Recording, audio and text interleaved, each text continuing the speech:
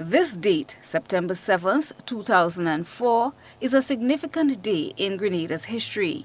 Hurricane Ivan, a Category 3 hurricane, damaged or destroyed about 80% of the island's infrastructure.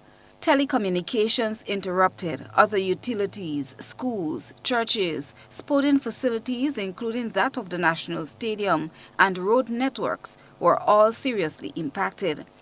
During the Ministry of Finance 2023 budget retreat on Wednesday, Prime Minister the Honorable Dickon Mitchell led a moment of silence to reflect on the lives lost during Hurricane Ivan. And Ivan was and continues to serve as an example for the Caribbean region on the importance of disaster preparedness and the critical need to bolster climate resilience and adaptation as small island states.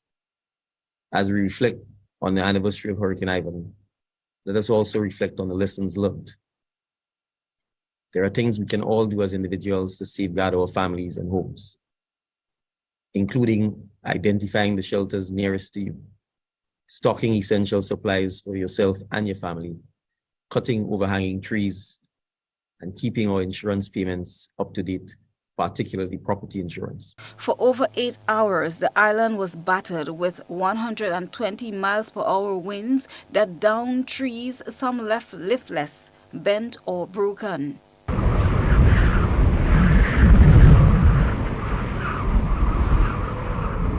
Roofs were blown off. The eye of the hurricane passed over the capital, St. George's, leaving it stripped of its beauty.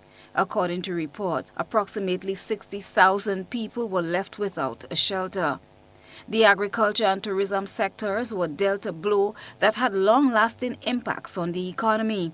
The financial cost of the disaster was estimated at more than $900 million, more than twice the country's GDP. According to Prime Minister Mitchell, Ivan can be used as a stepping stone towards the improvement of climate resilience.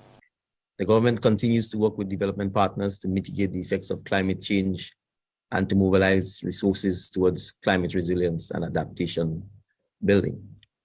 And I want to remind us all that we need to continue to do our part to ensure that we are prepared as we are still during the hurricane season.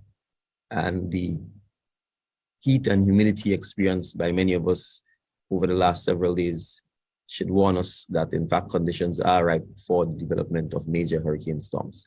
So it is a reminder that as we reflect 18 years after the passage of Hurricane Ivan, that this is an ever-present threat to our existence. On this, the anniversary of the passage of Hurricane Ivan, there are still evidence of its destruction, reflected in the remnants most noticeable in the former Parliament building and the Governor General's residence, among others.